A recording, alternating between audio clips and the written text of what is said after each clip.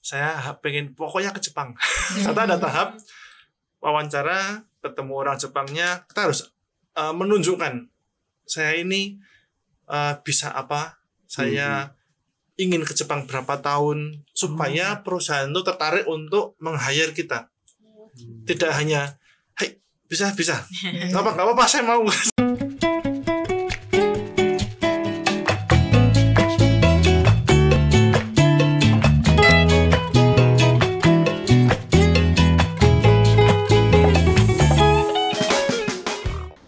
Baik,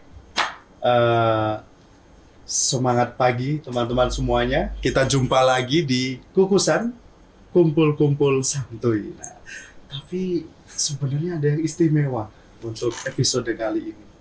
Karena kali ini kita bersama dengan orang nomor 1 di Poltekkes Kemenkes Yogyakarta, Direktur kami, Bapak Dr. Iswanto SPD MKes. Selamat sore, Pak. Ya, selamat sore, tetap semangatnya pagi ya. Iya, alhamdulillah. Baik, kemudian juga ada alumni kami yang kayaknya sudah sejak lama nih. Saya kurang tahu persis, tapi kayaknya 2015 nih sudah bekerja di Jepang, di luar negeri, yaitu Mas Sani. Assalamualaikum. Wah, dari Jepang langsung ke sini. Nah, kemudian juga bersama ibu dari para mahasiswa, Ibu Eko Suryani, yang kebetulan juga dulu pembimbingnya dari Mas Sani. Wah, ini. Nah, dan juga yang terakhir ini ada newcomers, tapi sebenarnya udah sangat-sangat apa ya? Bisa dibilang udah kayak ahlinya di bidang ini, di bidang perhumasan, di bidang promosi, dan juga di bidang CDC. Ya, CDC itu Career Development Center di Poltekkes Kemenkes Yogyakarta, Ibu Ulia Rahmawati. Nah, ini partner kami nih, kami bestie bertiga nih, satu jajaran. Iya. Nah, karena di sini kayaknya udah kedatangan dari Jepang, maka sebenarnya topik yang kita angkat yang cocok untuk acara hari ini yaitu mungkin ya peluang alumni kita untuk bekerja ke luar negeri, dan juga ya mungkin ya mimpi-mimpi kita untuk semakin mendunia nantinya ya. Nah, mungkin bisa nanti dijelaskan juga oleh direktur kita terkait ya mungkin target-target kinerjanya atau mungkin visi kita. Dan juga mungkin bisa di-sharing oleh Mas Sani ya, bagaimana kesempatan kerja ke luar negeri. Dan juga mungkin nanti juga bisa ya disambut juga sama Bu Eko ya terkait kemahasiswaan. Gimana sih caranya supaya mahasiswa termotivasi ya, untuk bekerja ke luar negeri. Dan juga dari tim Humasan Promosi serta CDC ini, program-program apa saja yang sebenarnya cocok kita lakukan atau kita rencanakan, kita impikan, kita inginkan untuk ya memacu mahasiswa kita semakin mendunia nanti. Nah, mungkin kita bisa awali dari direktur kita nih, Pak Is dulu nih. Ya, baik, terima kasih Mas Rizky. Ini penanggung jawab kerjasama Poltekkes Kemenkes Yogyakarta yang hebat. Poltekkes Kemenkes Yogyakarta sungguh sangat serius untuk bagaimana kita membekali tidak hanya pendidikan lulusan tapi juga pembekalan mulai dari penerimaan mahasiswa pun dalam seleksi kita juga sudah bagaimana agar kita juga memperoleh ya calon mahasiswa baru yang berwawasan global yang mau kemudian juga mengharumkan nama Indonesia di dunia, karena kita penduduknya banyak, ini bonus demografi, dan salah satu yang bisa dilakukan adalah bagaimana nama Indonesia yang banyak penduduknya ini dan juga sumber daya manusianya juga bagus-bagus, etos kerjanya juga bagus.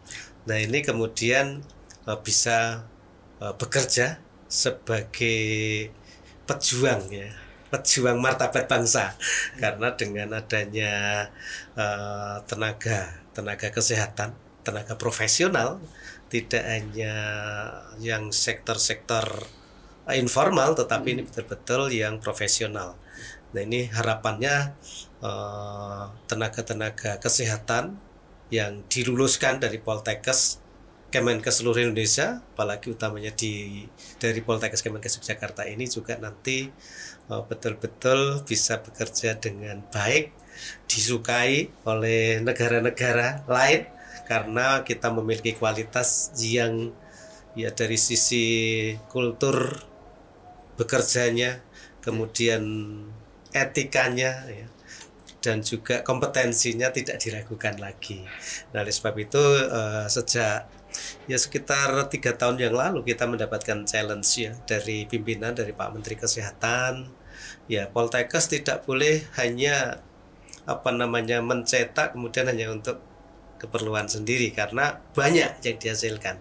Sehingga kemudian kita juga harus bisa bergerak untuk bagaimana alumni kita itu berani ya bisa mengalahkan Filipina yang selama ini mendominasi ya tenaga kesehatannya bekerja ke luar negeri. Nah, dengan challenge seperti itu, maka kita kemudian bangkit ya.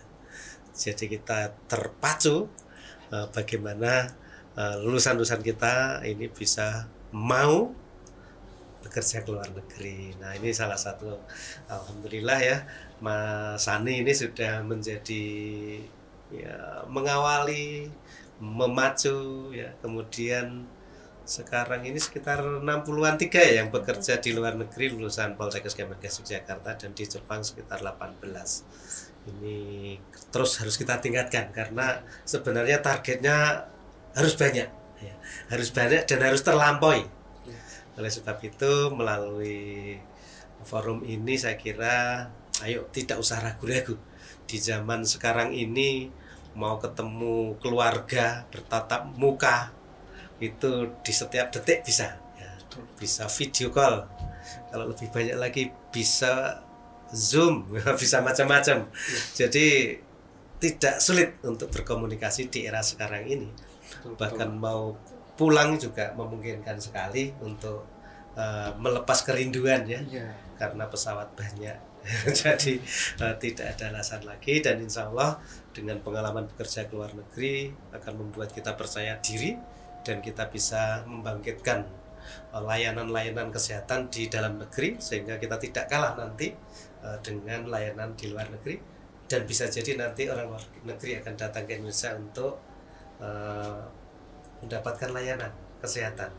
Jadi health tourism ya, sekalian ngiras-ngirus menikmati aneka destinasi wisata di Indonesia. Saya kira itu Mas Rizky ya. Siap Pak Is, wah mantap sekali ya, sangat komprehensif ini Pak. Ya seperti yang Pak Is sebutkan tadi ya, kalau sekarang itu nggak ada alasan kita itu wah takut nggak ketemu keluarga, nggak ketemu orang tua, bahkan kita bisa video call, bisa bahkan pulang karena uangnya juga banyak ya, selain penerbangannya banyak. Nah mungkin hal ini yang kadang menjadi pertanyaan nih bagi para teman-teman yang sebenarnya pengen banget ke luar negeri tapi takut nih, wah nanti kesempatan ketemu orang tua saya berkurang atau gimana. Nah mungkin Mas Sani bisa bercerita nih selama kerja di luar negeri dari awal sampai sekarang itu, kalau misalnya pengen rindu sama orang tua tuh gimana, kemudian kesempatan untuk pulang itu gimana sih gitu ya. Mungkin langsung nih dari orangnya nih, dari living legendnya nih ya. Gitu. Ya, terima kasih untuk kesempatannya. Dan juga bisa diceritakan di awal-awal karirnya Mas. Nah, oh ya, bagaimana Mas? Kan paling susah tuh merintisnya. Motivasinya dulu ya. Motivasinya dulu kayaknya awalnya ya. Aku pengen di Jepang gitu, motivasinya dulu yang menjadi awal motivasinya. Terima kasih untuk kesempatan ini, sangat terhormat sekali diundang ke alma mater saya sendiri dan juga Pak Direktur dan Ibu Pembimbing KTI saya. Alhamdulillah, perkenalan dulu, nama saya Sani. Saya lulus dari Poltekkes Kemenkes Yogyakarta, jurusan Kedokteran Perawatan tahun 2012. Jadi dari awal dulu memang sudah ada kecenderungan untuk minat, mungkin belum ada bahasanya, tapi suka seperti lagu atau mungkin budaya Jepang itu suka saja. Hanya suka saja. Tidak ada pandangan, oh saya harus ke Jepang, itu tidak ada. Jadi ya seperti umumnya teman-teman yang berkuliah di Poltekkes, kami belajar, ya ada nakalnya, ada lucu-lucunya mungkin ya, Bu ya. Jadi berawal dari pembelajaran, lulus, alhamdulillah lancar 3 tahun. Tahun 2012 itu sempat bingung harus kerja apa ini. Ada yang mungkin dulu informasi puskesmas, informasi juga dulu masih ada RSA UGM baru aja buka itu, sana sempat beberapa lamaran tuh kok kebetulan belum diterima. Jadi sempat ditarik mundur sebelumnya. KTI itu sempat bingung motivasi atau mungkin mau kuantitatif bingung nih. Kebetulan seneng Jepang, ternyata ada kaitannya dengan keperawatan. Oh, ada perawat lansia, ada profesi perawat lansia ini seperti apa sih? Ternyata dari sebatas suka dengan Jepang, lalu di KTI-nya, oh ada kesempatan dan difasilitasi oleh negara, dilindungi. Saya cobalah, saat awal lulus belum kepikiran, masih mencoba, yang penting kerja dulu, sampai di Jakarta dan di perusahaan Jepang juga.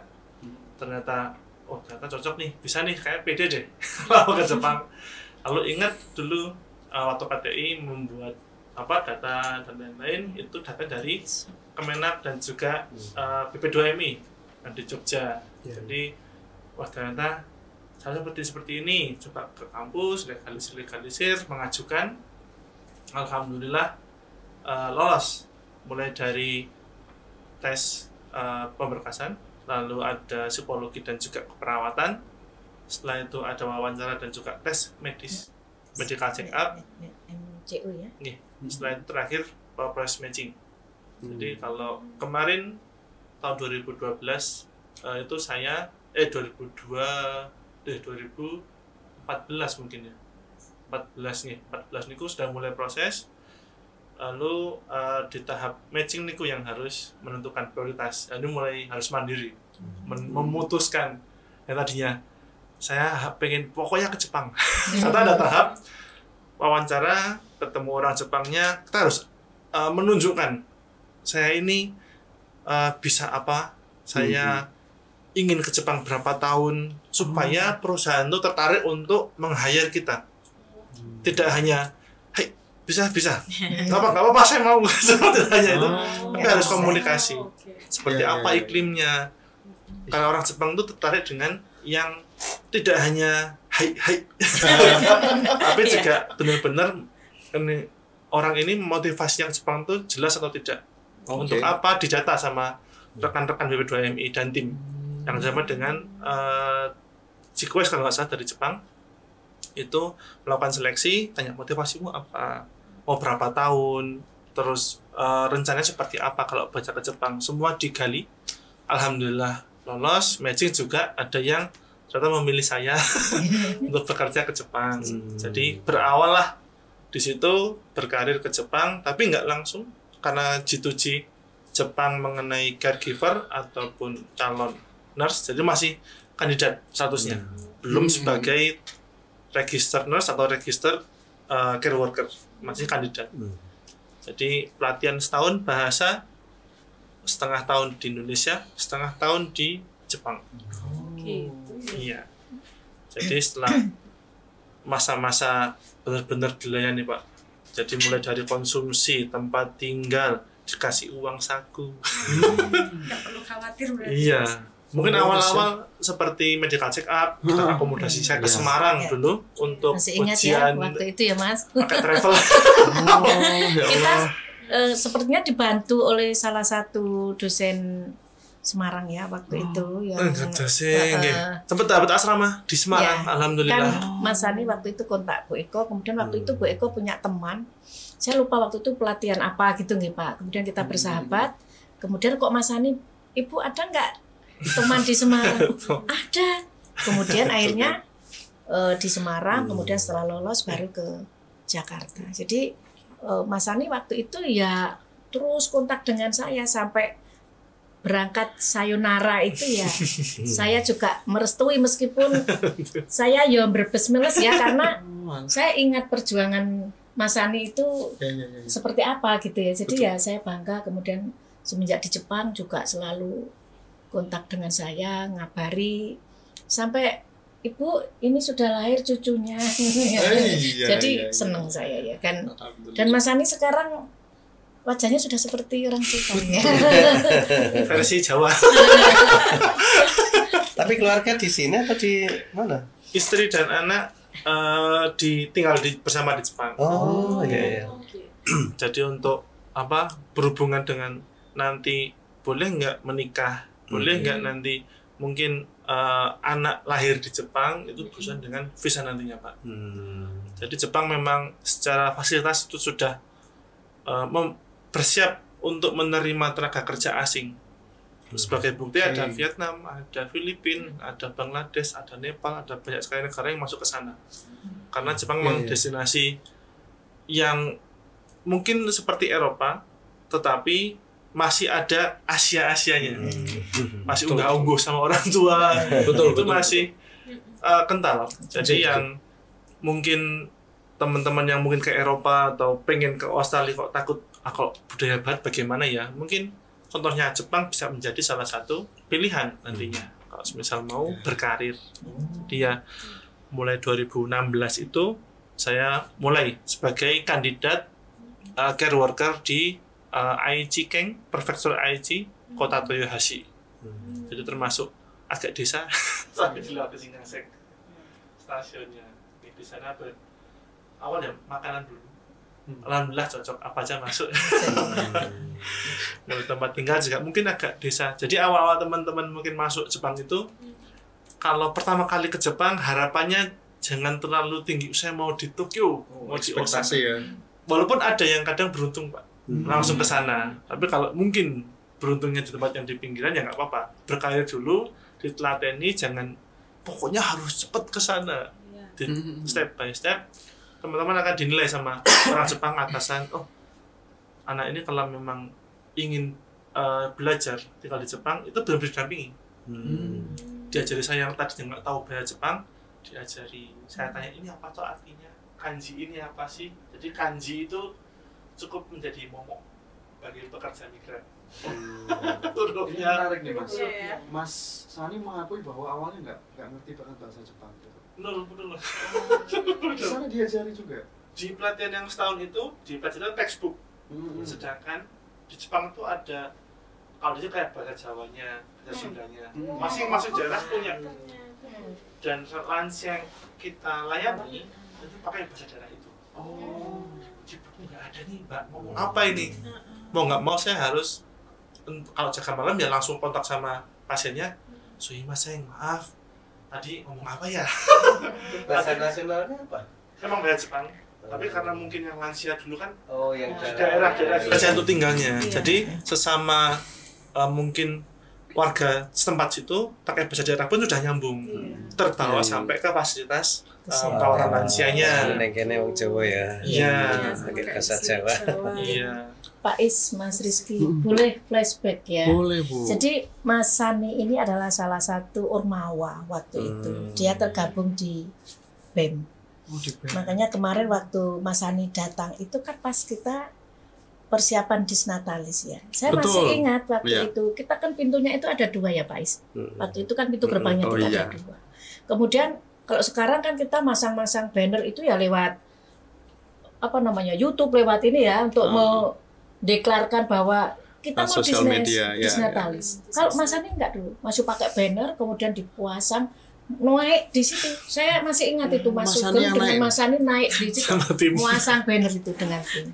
Jadi ini aktif di KSR juga ya waktu itu. Kita posko ya, kita mendirikan posko di waktu itu masih di daerah Sedayu gitu. Sekarang kan sudah enak Mas Ani, kita sudah kerjasama dengan PMI, jadi kita sudah tendanya sudah dari PMI, tenaga medisnya dari mereka, kemudian kita minta bantuan. Jadi Mas Ani ini pejuang waktu di Ormawa. Nah, mungkin jiwa-jiwa Ormawa itu kira-kira punya kontribusi nggak terhadap ketahanan Mas Ani di negara Sakura? Ya, pastinya mungkin di Ormawa ketemu dengan berbagai macam karakter orang. Berbagai daerah mungkin ya. Kan dipotongkan juga dari berbagai macam daerah juga ke sini mengenal terus bagaimana menempatkan diri kurang lebihnya sama dengan di Jepang. Tidak perlu takut teman-teman di Jepang ya. Orang Jepang itu ramah dengan orang asing asalkan kita tahu membawa diri, menempatkan diri. Betul. Dengan berbagai macam tantangan, berbagai macam kesulitan itu ya saya belajar Ormawa, komunikasi dengan pendamping, bagaimana eksekusi pasangan di lapangan itu memang perlu harus komunikasi dan di Jepang sangat diperlukan. Jadi kuncinya komunikasi ya Mas ya. Komunikasi. Karena sudah orang Jawa kan mungkin lebih penerima Pak. Itu paling disenangi sama orang Jepang. Kita itu pernah dapat beberapa tamu dari Jepang, Mas. Memang terkenal kita dibanding negara lain itu attitude-nya lebih baik nih dari Indonesia daripada negara-negara lain yang kerja di sana gitu. Nah, itu sih nilai plusnya terutama ya kalau orang Jawa ya udah kenal unggah-ungguh gitu ya. Kembali ke pertanyaan tadi, Mas. Kalau rindu sama keluarga yang di sini nih gitu. Itu Mas Sani gimana nih? Apa yang dilakukan? Ya, untuk menghapus rindu sih pastinya kan pengen ketemu ya. Pengen ketemu tapi karena ada tugas luar negeri dia bertugas pribadi sih ya, ada tujuan di sana, kita harus berjuang di sana dulu ya. Sementara video call harus ya kita bersyukur dulu ada video call. Mungkin dulu sebelum kami yang tahun-tahun sudah ada video call harus chatting atau bersurat, alhamdulillah sekarang sudah ada video call, jadinya sudah lebih lancar komunikasi. Saya pun menikah dulu masih dalam masa berstatus sebagai kandidat care worker. Jadi komunikasi, Bu, sampun ning kelurahan untuk melakukan komunikasi pemberkasan, dikirim ke Jepang, tanda tangan, kirim lagi ke Indonesia. Lalu nanti untuk tadi mungkin liburnya bagaimana? Selama teman-teman yang berminat ke Jepang itu bisa tadi menjaga diri, komunikasi, kalau apa jangan mendadak. Jadi saya tuh mau menikah 2017, saya ngomong sama perusahaan itu dari tahun 2016 kakak saya menikah, dari itu mungkin saya tahun depan kan belum pasti. Setelah ada jenjang komunikasi terus sama petinggi-petinggi di perusahaan. Jadi bisa atur shift, mungkin bisa kan di Jepang tuh ada libur yang hak untuk libur setahun berapa hari itu ada. Menggunakan itu, alhamdulillah juga bisa sampai bulan madu di Jepang. Walaupun kembali bertugas ya. Tapi istri masih di sini waktu itu. Kebetulan barang-barang cinta di sana Pak. Di sana. Ketemu jodohnya di sana. Dan lahir cucu saya itu yo sudah fotonya lah kok ya sudah mirip orang Jepang. Cantik sekali. Itu warga negara sana berarti. Bisa milih mungkin nanti. Saya kurang paham tapi untuk saat ini masih pakai paspor. Untuk adik bayinya. Tapi kalau yang tadi setiap tahun itu sebenarnya bisa dapat cuti atau berapa hari sih? Atau berapa tahun sekali dapatnya? Ya, secara umum untuk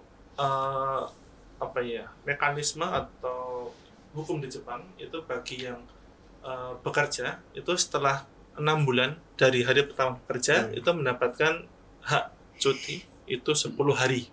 Bisa progresif, tahun kedua 11, berikutnya 12 dan seterusnya. Atau menetap 10. Tapi nggak akumulatif ya? Bisa itu masing-masing perusahaan ada kebijakan masing-masing. Ada yang wajib diambil 5 setahun tersebut, ditabung 5 boleh. Itu ada. Alhamdulillah tempat saya 2 tahun nggak dipakai hangus. Dan itu nggak bisa diuangkan. Sayang ya. Kalau semangat sana Mbak. Bisa lebih menggunakan itu pada dasarnya untuk sistem kalau misal sakit atau mungkin kalau orang luar negeri perlu KBRI libur sehari itu supaya tidak mengurangi gaji karena absen tidak bekerja. Itu ditambah pakai libur itu. Tapi alhamdulillah diparingi sehat, terkumpullah 20 hari. tahun kedua mulai ini libur nggak diambil nih buat apa ya, nikah aja. Gitu ya. Kalah dengan pasangan tersebut. Jadi untuk teman-teman yang mengenai kekhawatiran liburnya bagaimana, yang pasti mengenai hak jangan dikedepankan.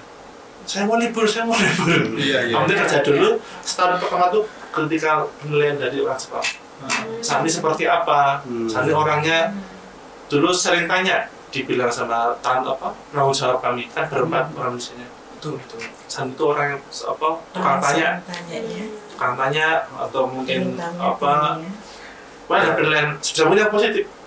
Walaupun saya belum bisa lancar bahasa Jepangnya, paling apa yang saya bisa ya, paling kerja jangan salah, sebisa minimalisir kesalahan. Kalau ada ragu-ragu, tanya orang Jepang yang jadi maklumi. Tahun pertama. Tahun kedua mulai dikasih tanggung jawab, nah itu baru nanti mengenai kenaikan gaji atau mungkin muncul. Teman-teman apresiasi orang Jepang itu tidak subjektif.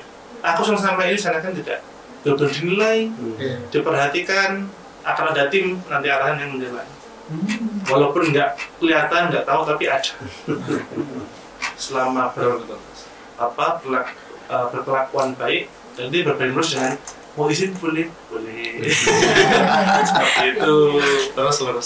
Kalau di sana kalau sudah menikah, itu nanti ada mes atau cara sendiri sana untuk rumah tinggalnya. Kebanyakan kalau semisal tadi dalam lingkup care worker atau mungkin nurse, kan nanti ada titik di mana ujian nasional, di mana kami dari kandidat care worker, kandidat nurse menjadi registered nurse atau registered care worker. Nah setelah jadi itu untuk visa masing-masing nurse atau visa care worker tadi boleh mengajak keluarga ke Jepang. Nah dari situ kebijakan perusahaan apakah sudah tetap di tempat yang sekarang ditempati atau karena ini mes untuk yang masih bujang, Anda silahkan keluar untuk mencari tempat tinggal baru. Anda apakah tanya, saya semisal sudah punya bahasa N1, lalu untuk sertifikasi care worker atau nurse sudah punya, ada nggak tunjangan untuk tempat tinggal? Bisa didiskusikan mengenai izin nominalnya, nanti perusahaan yang menentukan. Tapi untuk misalkan kita sewa sendiri gitu masih mencukupi ya? Masih bisa nabung juga ya? Kebanyakan yang setelah lulus ujian negara itu kebanyakan pada naik Pak kesejahteraan. Nah ini dari poin Mas Sani nih, kondisi sekarang istri bekerja juga atau Mas Sani saja yang bekerja? Dan mengatur keuangannya gimana nih? Kaitannya tercukupi nggak kalau misalnya salah satu aja yang bekerja atau memang harus dua-duanya nih pada saat di sana? Nah kalau dari keluarga saya sendiri itu saya dan istri bekerja. Itu kan ada target usia berapa nanti ya, mungkin kami tidak selama di Jepang untuk usia 40 atau 50 akan kembali ke Indonesia, atau bahkan mau ini berpencetting kalau bisa mundur mandir sama Indonesia. Mau tunjun pangestu. Amin. Tapi anaknya terus dititipkan atau gimana modelnya? Ada namanya huikueng. Jadi kalau di Jepang itu kemudian istri kan saat bekerja itu jadi sudah lulus ujian negara. Lalu kami alhamdulillah ada mungkin kelebihan di segi bahasa. Lalu kami berkarir di Jepang itu istri alhamdulillah sudah bisa menikah dan mengandung. Setelah itu saat mengandung pun benar-benar di fasilitas negara usia 6 bulan atau 8 bulan itu sudah harus off. Benar-benar cek kontrol berbulan-bulan atau per minggu 2 minggu sekali itu kontrol. Setelah itu anak lahir itu juga sudah saatnya kalau sendiri saja itu tidak cukup, harus berdua nih kalau ada anak ya Pak ya. Kalau ada anak dua apalagi. Mungkin kalau masih pasangan suami istri nih mungkin menunda untuk kelahiran itu bisa 1 orang saja tadi. Jadi untuk kehamilan pun diizinkan, tidak perlu khawatir asalkan tadi berprestasi dulu. Teman-teman ujian nasionalnya lulus itu bisa nanti hak-haknya itu bisa didapatkan, mau menikah, mau mungkin setelah itu dapatkan anak itu juga bisa. Nah komunikasi dengan Jepangnya seperti itu. Mengenai visa dukungan KBRI juga ada dari pihak pemerintah Jepang, lokal pun juga utamanya berarti bahasa ya tadi ya? bahasa Bahasa. dan juga mungkin kompetensinya. attitude juga jadi Attitude. Pertimbangan, sangat Jadi yang utama itu ya. Kalau masalah kompetensi saya kira sudah ya kayak urusan banyak yang ini ya. poltergeist tidak perlu diragukan lagi ya. Pak. Kan, ya. Insya Allah. Nanti Insya attitude sama Allah. bahasa ya Iya. sebenarnya. Asah bahasa. Karena saya juga kenal dengan Mbak Restu, Ya. dengan Mbak Awalia, Ya, Mbak ya. Ida, Mbak Meli semuanya lulus ujian nasional caregiver maupun yang nurse. Nurse, ya. Jadi ya alhamdulillah dapat guru-guru yang bisa memotivasi belajar. Wah, luar biasa ya. Jadi memang ya dimanapun orang bekerja itu di tahun-tahun pertama itu harus semangatnya belajar dulu, bekerja terbaik lah ya. Iya. Dan juga prihatinnya ada. Iya. Betul, Pak. Sehingga nanti kan Rezeki akan mengikuti. iya. Insya Tapi Allah. ya jeneng dulu. Ya. Jenang itu Jenangnya. teko. Iya. Tampak akan datang banyak. Selalu Faiz dengan filosofinya. Gitu. Itu deh.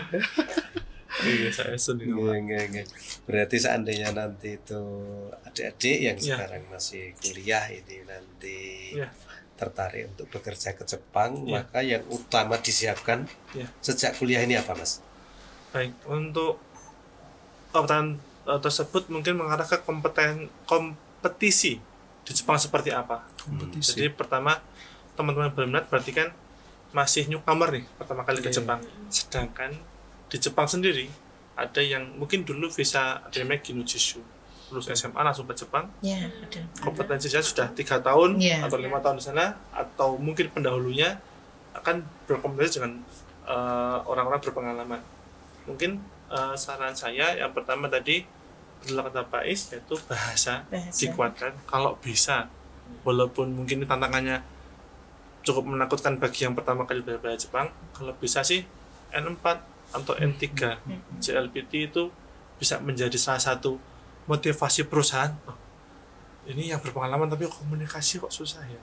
Tapi kalau newcomer bersiap untuk nanti dibentuk, perusahaan ini punya budaya masing-masing budaya di Jepang. Siapa yang nanti menjadi pemimpin, siapa yang menjadi penanggung jawab anak ini, nanti harus mengikuti nih. Kadang kalau berpengalaman, saya dulu di perusahaan lama kayak gini, loh, bukan gitu caranya. Iya.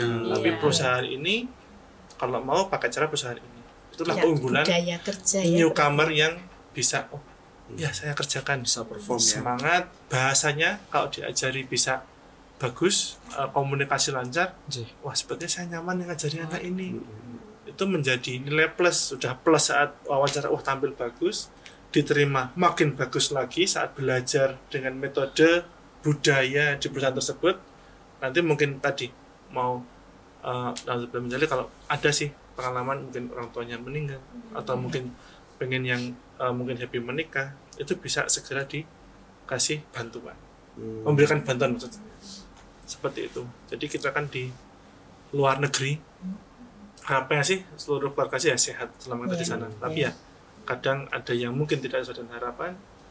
Jadi yang Diperbolehkan juga, misalkan ada yang ini, kalau ada yang keluarga sakit keras atau meninggal, itu bisa izin mendadak atau harus prepare lama seperti yang tadi?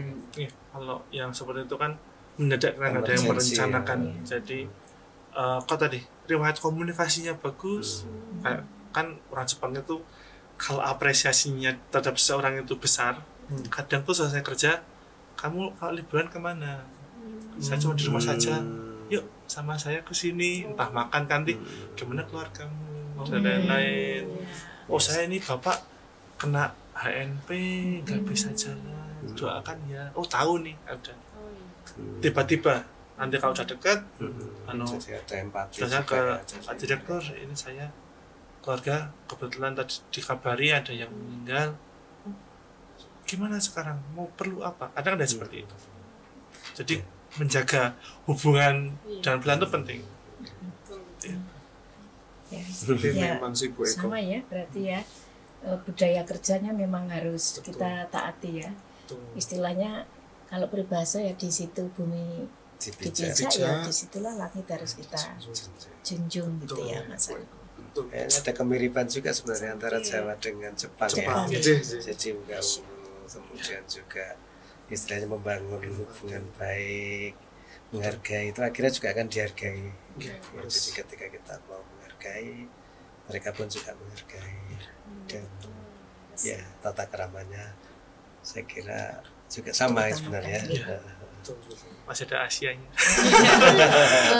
Mas Hani, mungkin ada nggak ya Mas budaya yang kita miliki tetapi ternyata di sana menjadi pantangan misalnya, wah nggak boleh padahal itu budaya kita, misalnya ada nggak?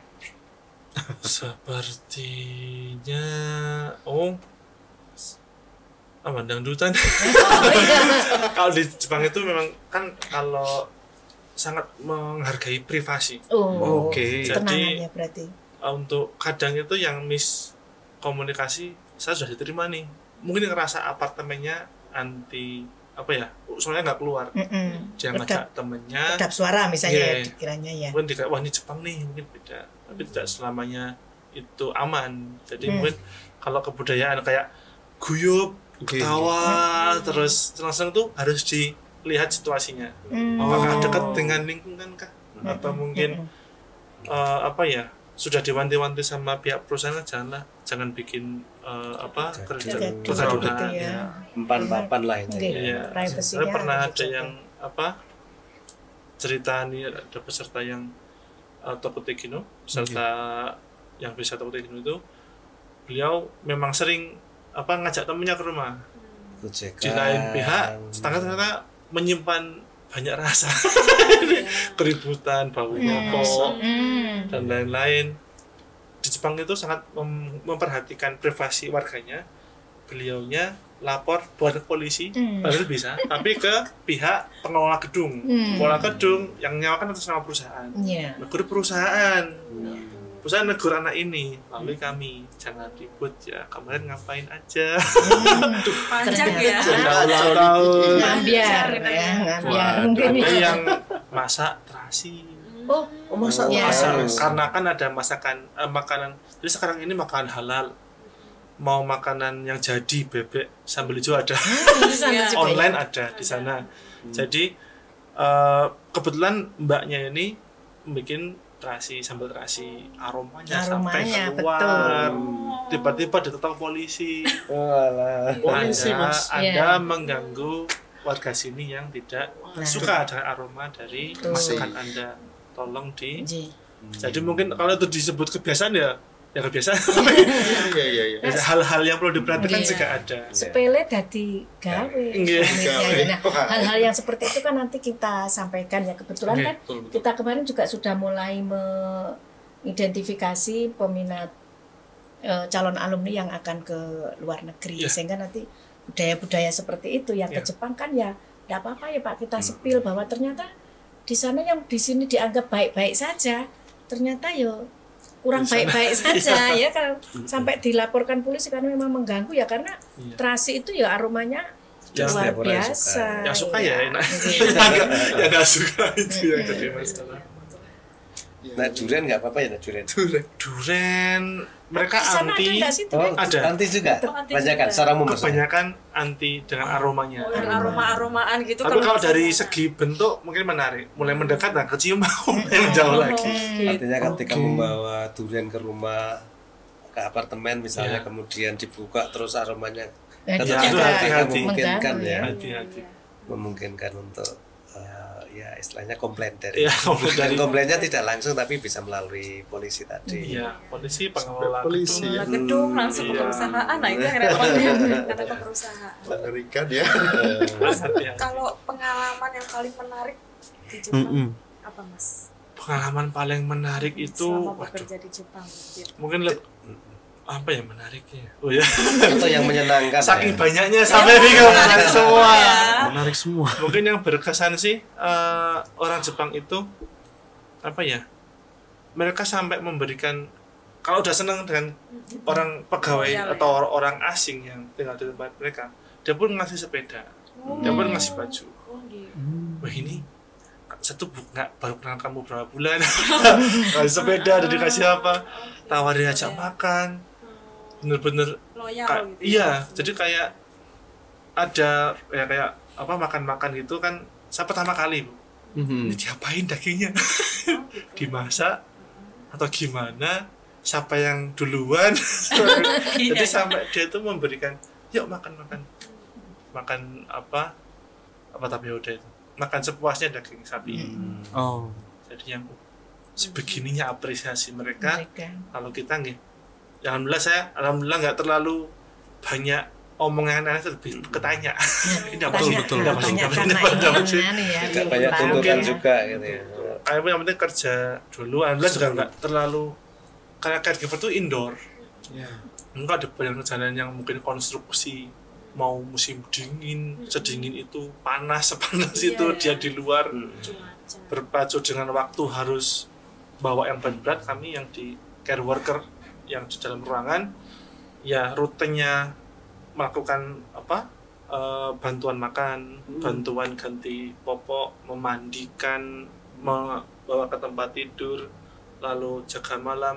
Alhamdulillahnya juga tetap nyaman, mau musim dingin panas pun seperti itu. Itu modelnya tidak di rumah masing-masing, tapi di satu semacam, kalau di sini apa ya, panti werda kayak gitu jadi terkumpul dalam satu tempat, kemudian pasiennya banyak gitu, kemudian nanti ada sip-sipan juga kerjanya gitu. Jadi ada tipe-tipenya, ada namanya day ya, jadi dia cuma pagi, ada bis atau kayak semacam HIS seperti itu, dia menjemput ke rumah, bawa ke daycare tersebut. Itu kalau keluarganya masih mampu untuk merawat. Tapi kalau mungkin diserahkan seluruhan ke pihak tenaga medis, itu bisa masukkan ke panti lansia. Atau mungkin ada juga yang settingnya memang seperti rumah. Jadi pegawainya itu ya cuci piring, memasak, ada yang rekreasi, bergitar juga ada. Jadi ya cukup menyenangkan untuk care worker. Saya juga tanya Mbak Aulia, Mbak betah Mbak di sana? Betah. Tapi intinya ada lembaga. Iya. Kemudian lembaga itu nanti istilahnya siapa yang membutuhkan di mana-mana tersebar gitu ya. Iya. Kemudian ada yang di tempat yang memang tersentral, ada juga yang memungkinkan di home care-nya ya. Iya. Ya, itu tergantung tipenya. Jadi teman-teman mungkin nanti kalau pakai G2G dari BP2MI atau yang mungkin nanti pakai Vis atau Kutegino, nanti pastikan seperti apa tempat bekerja. Jangan sampai cuman tanda tangan sampai kok di sini. Nah, kan Anda sudah tanda tangan. Berarti harus memperhatikan betul. Dijelaskan, diberi kesempatan bertanya. Enggak, saya siap. Siap perlu, tapi perlu tahu apa yang dihadapi. Apakah kebetulan saya 2015 itu bekerja 2016 mulai ke lapangan, itu merawat rekan-rekan atau pasien yang ada keterbelakangan kebutuhan khusus. Difabel, teman-teman difabel itu juga ada panti khusus, yang lansia dengan demensia juga khusus, atau panti yang mungkin karena ada mungkin riwayat penyakit dia tirah baring atau juga ada, tergantung dari kondisi pasien. Ada juga yang di klinik misalnya. Untuk yang rumah sakit juga ada. Jadi rumah sakit Jepang itu tidak seramai rumah sakit kita. Ada keluarga menemani, tidak ada. Jadi diserahkan kepada tenaga medis. Pasien bertugas untuk beristirahat mengikuti terapi. Tenaga medis rutin. Apakah membawa nutrisi atau membawakan obat atau visit seperti itu. Tapi keluarga boleh besuk. Kalau kita kan ada jam besuk ya. Jam besuknya bawa rombongan. Biasanya dasar Wisma ya. Kalau di sana enggak ya. Kalau di Jepang dibatasi dan mungkin lebih cenderungnya karena mungkin di Jepang populasinya makin sedikit. Terus yang kalau yang masih sangat di bagian yang pedesaan, kalau di kota cenderung kalau siang semuanya bekerja. Jadi keluarga pun kalau pagi anaknya sekolah, bapaknya bekerja, ibunya rumah tangga ya fokus rumah tangga sampai sore ya. Ya. Jadi itu 20% seperti itu. Dulu yang sakit ya beda seperti di sini, ada yang menemani, ada yang mengupaskan jeruk. Kalau di sana ngupas jeruk sendiri, nanti istirahat seperti itu. Ini perkumpulan pekerja migran Indonesia ada ya di sana ya. Kebetulan PPNI yang untuk Jepang ada. PPNI Jepang ada. Kalau mungkin di tempat-tempat tertentu kayak saya dulu Toyohashi itu ada bersebelahan dengan kampus teknik milik negara Jepang. Banyak dari kita UNER atau di mana itu S3 S2 di sana ada itu berkumpul, ada masjid juga. Jadi ada perkumpulan benar-benar support sistemnya itu mau lebaran bisa, mau ambil sahur bisa, mau ambil buka puasa nasi kebulit juga bisa. Jadi lingkungan benar-benar saat mensetsu, saat wawancara kerja itu sangat penting. Kesempatannya gunakan untuk tanya gimana mas di sana. Mungkin jangan tanya gaji dulu, tetapi bisa diraba-raba dari di mana letaknya. Tokyo itu kisaran sekian. Jadi ada makanan halal nggak, ada masjid nggak, ada toko-toko buah-buahan nggak, sayur-sayuran jauh atau tidak, karena akomodasi bis di sana itu cukup mahal. Transportasi umum, bis, kereta, taksi mahal sekali. Makanya banyak orang yang jalan ya di sana. Jalan kaki ya. Kalau bisa naik sepeda yang terjangkau itu lebih tadi mendukung masa prihatin tadi Pak. Kan juga sehat ya kalau naik sepeda ya. Tapi prihatinnya sana kan masih tetap bisa nabung ya. Iya. Jadi untuk pengiriman uang ke Indonesia fasilitasnya juga ada, tinggal nanti menggunakan yang mana tinggal pilih, keamanan dijaga, tidak perlu khawatir untuk teman-teman yang mungkin boleh ke luar negeri. Mungkin ini yang sekarang pengalaman saya di Jepang, mungkin negara lain pun juga sama. Karena tenaga kerja asing itu kalau lihat dari perspektif orang Jepang, jauh-jauh negara nan jauh di mata datang bukan untuk main-main ini. Orang Jepang kan sangat menghargai. Asuransi juga ada ya? Asuransi kesehatan, asuransi pensiun, betul. Kalau mau sampai umur 65 di Jepang juga ada.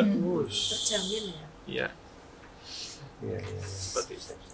Oh iya mas, yang mungkin menjadi pertanyaan kan kalau ke Jepang mungkin ada yang dari 0 rupiah, tapi tetap juga nih mungkin butuh juga ada yang namanya dana darurat untuk sangu pertama lah, uang saku pertama. Nah itu kira-kira berapa sih yang pas gitu supaya bisa menjadi gambaran nih para alumni yang pengen kerja di sana. Ini ilmunya ilmu mahal banget nih dari mas. Langsung soalnya melakukan gitu kan. Jadi sangu ya. Sangu bekal awal bulan. Gajinya itu di belakang atau di depan sih modelnya? Menunggu di gaji. belakang. Berarti kan mungkin 1 bulan pertama itu si mbok itu harus nyangoni berapa gitu ya supaya bisa survive sampai gajian. Iya, betul. Jadi untuk sistem pembayaran di Jepang itu ada yang gaji per jam, ada yang gaji per bulan. Tanyakan satu wawancara kerja. Saya kasih nanti sistemnya gimana. Lalu tergantung nanti tanggal hitungan absensi untuk penggajian. Itu bulan tanggal berapa. Lalu penggajian tanggal berapa itu nanti diperhatikan sekali. Kalau misal tutup buku tanggal 20, mulai kerja tanggal 18. Berarti gajinya cuma 3 hari kerja untuk gaji pertama. Jadi otomatis harus sampai gaji kedua nanti harus survive bagaimana. Kalau dari saya dulu kurang lebih minimal 50.000 yen atau mungkin sekarang 5 jutaan mungkin ya, 5 juta. sampai 10 juta itu karena tergantung musimnya. Syukur-syukur kalau pas musim panas agak cocok. Kalau musim dingin, daerahnya bersalju, makanya harus banyak. butuh makan banyak, gas dan listrik kan pakai penghangat semua. Naik tinggi karena di Jepang tuh musim panas, musim dingin lebih banyak pengeluaran untuk listrik air gas musim dingin. Cuci tangan pakai air hangat, wudhu pakai air hangat, cuci piring pakai air hangat mungkin. Itu gasnya cukup mahal. Jadi untuk persiapan awal benar-benar tanyakan kalau wawancara nanti ada apa fasilitasnya. Kebanyakan orang Jepang sih di apartemen sudah ada kulkas, sudah ada rice cooker, sudah ada microwave, sudah ada kompor. Tinggal nanti seperti kasurnya, futongnya di lantai dulu lah. Jangan langsung bed berkelambu, jangan dulu. Dulu juga kasurnya di lantai. Ya, masa PKL begini. Masak sendiri bisa ya di sana. Beras juga ada ya? Beras, makan pokok sana beras. Iya, sama. Jadi untuk awal-awal di Jepang itu paling enggak daripada membawa baju sebaiknya membawa mungkin buku buat belajar bahasa Jepang atau tentang medis sama uang saku saja. Karena kadang kita bawa baju di sini sampai sana kok nggak pakai ya. Karena mungkin musimnya nggak pas atau mungkin ada yang lebih bagus ini. Itu tergantung dari masing-masing untuk kemampuannya. Paling tidak kalau pengalaman saya dulu sih, sebelum saya berangkat saya sempat home care dulu. Baru Mbak Endah masuk. Iya. Home care dulu lumayan, saya sekian ditabung nganter kursi roda, terus nganter krek, nonton rencang kemana dapat biaya transport ditabung. Jadi selama saya lulus 2013 itu di Jakarta kerja, 2013 balik jual tahu bakso jadi MC Pak Sugeng. Jadi MC ditabung. Alhamdulillah cukup untuk ke Semarang ujian, cukup medical check up di mana tuh daerah mau ke Gunung Kidul tuh ada medical check up khusus untuk luar negeri tuh ada, ke sana medical check up. Alhamdulillah fit langsung sekali ujian. Jadi dari sana ada bekal untuk berangkat seperti itu. Iya, ada ya memang manajemen waktu, manajemen macam-macamnya tadi harus betul-betulan. Manajemen keuangan juga ya. Yang penting sehat. Iya. Dan motivasinya karena kuat sejak awal itu KTI-nya saja kok yo. Yang lain itu betul loh Pak, paling pengaruh kompres sangat untuk menurunkan hipertermi. Dia kok sudah ini agak lain gitu, kalau istilahnya sekarang agak lain gitu ya. Motivasi mahasiswa untuk bekerja ke luar negeri. Betul. Dan orang tua juga support ya. Sejak awal ya. Alhamdulillah. Itu kan penting support juga ya, karena yang selama ini juga kadang-kadang orang tua masih mangan ramangan asal kumpul. Kadang-kadang masih ngidolin gitu ya. Ngidolin gini baik. Padahal sebenarnya ketika bicara tentang katakanlah gaji ya. Itu kan jauh sebenarnya antara di sini dengan di sana. Sehingga kemudian ketika sudah bisa nabung banyak. Dan nanti ketika sudah mendekati usia berapa tadi 40, ini sudah bisa bawa hasil. Harapannya bawa hasil. Ya mungkin ini juga kita ingin bersambung sih Mas, sebenarnya Mas Ani. Kayaknya pengen sampai nanti malam ya rasanya ya. Kami juga pengen ada season berikutnya nih. Karena apa? Karena kita juga butuh membekali mahasiswa atau alumni kita nih terkait hal ini. Kalau ini kan masih satu arah nih.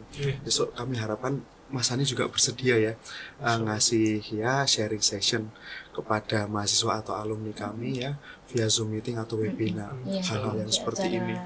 Gitu. Mungkin temu alumni ya juga nanti kita setting dan atau juga nanti mungkin karena Pak Is kita tahun ini sepertinya ditarget 20 alumni ya yang luar negeri, nanti mungkin minimal 20, nanti mungkin bisa kita undang juga teman-teman yang lain juga yang di Taiwan, di Australia kan juga ada, nanti mungkin bisa sharing sehingga adik-adik tinggal milih mau Jerman, Australia, Jepang ya. Sekarang si Arab juga ya, Arab kita juga ada di Arab nih.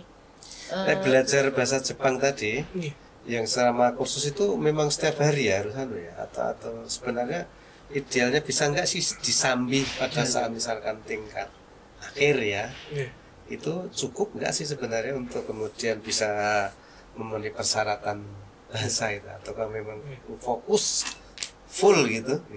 Kalau idealnya terfokuskan, bahkan ada mungkin tempat belajar yang diasramakan supaya emang intens dalam berkomunikasi antar peserta yang mau berangkat saat belajar ataupun berkeseharian pakai bahasa Jepang itu juga ada. Jadi untuk bersinggungan dengan bahasa yang akan dituju, Jerman, Arab atau mungkin Jepang, itu sebaiknya kalau untuk hasil yang optimal seperti itu. Tapi kalau situasinya kurang mendukung, tinggal anaknya motivasinya kalau pulang benar-benar belajar, benar-benar latihan, itu sepertinya tidak ada salahnya juga. Tekadnya ke diri kita sendiri. Bisa dicontoh nih dari Mas Ani. Insyaallah. Baiklah, sebenarnya banyak yang pengen kami tanyakan ke Mas Ani, pengen kami sharing. Tapi ya saya harap bisa disambung lagi Mas Amin. di pertemuan berikutnya. Semoga kita bisa webinar itu tadi Mas. Kesempatan kali ini tuh benar-benar saya nantikan selama bertahun-tahun sih sebenarnya, bisa sharing session kayak gini ya. Nanti kita bisa lanjutkan. Terima kasih banyak Pak I sudah membersamai kami. Mas Sani langsung sedia dari Jepang nih. Pastinya pakai bahasa Jepang dong. Mas Sani. Pesan buat adik-adik yang mau penerusnya pakai bahasa Jepang. Visi Poltekkes Jogja ini kan unggul, berbudaya, mendunia. Unggul termasuk ini. Ya, itu. Atau closing statement yang untuk adik-adik yang masih mahasiswa tingkat akhir ataupun masih mahasiswa awal sampai kemudian yang alumni yang masih ragu-ragu dan sudah ada yang persiapan les bahasa juga ini. Kita di grup juga sudah ada progresnya juga selalu kita pantau ya Mas. Gimana Mas? Aduh kok kurang sedikit. Semangat bahkan berapa tahun terakhir ya Pak kita memberikan bantuan beasiswa untuk kita buat skema migran gitu. Jadi yang adik-adik yang mau ke luar negeri itu kita bantu ya mungkin untuk membantu pada saat les bahasa. Dan ini nampaknya sudah terbukti karena beberapa sudah sampai ke Jepang. Ya. Mas Sani. Mas Sani. Kata-kata hari ini Mas Sani. Motivasi. Ada segera ya. Mana Mas? 5 jam kemudian. はい。皆さん、日本へ行きたい、方々、できれば、いろんな準備、いろんな、心構えも必要なんですけども、皆さんも、0から、100から、1000から始めてもいいんですけど、諦めずに、日本、ドイツ、アラビア、オーストラリア、どちらへも、そちらでは、先輩たち、インドネシアの方々もいますので、本当に、ぜひ挑戦してください。よろしくお願いします。Artinya, Intinya apa? Bagi teman-teman yang mungkin ingin bekerja ke Jepang, jangan sampai menyerah. Mungkin keterbatasan limit sesuatu dalam arti tersebut, silahkan dimulai. Dari 0, dari 100, dari 1000. Pastikan jangan menyerah. Lalu mau ke Jerman, mau ke Arab, mau ke Jepang, mau ke manapun, teruslah semangat. Terus kondisi pas itu kayak minta tolong untuk semangat. Kan bate. Saya tawa karena kalau Mas Sani tadi nggak ngomong bahasa Indonesia sama sekali udah mirip banget orangnya. Waduh. Face-nya udah Jepang banget. Bener deh. Ya mungkin sekian pertemuan kita di Kukusan Kumpul-Kumpul Santuy. Terima kasih sudah menyaksikan Kukusan episode kali ini. Semoga bermanfaat dan semoga memotivasi teman-teman kita yang pengen keluar negeri. Oke, kita tutup dengan apa ya Pak? Semangat gesturisasi Poltekkes Kemenkes Yogyakarta ya. Poltekkes Kemenkes Yogyakarta, unggul, berbudaya, mendunia. Terima kasih. Sampai jumpa lagi. Sayonara.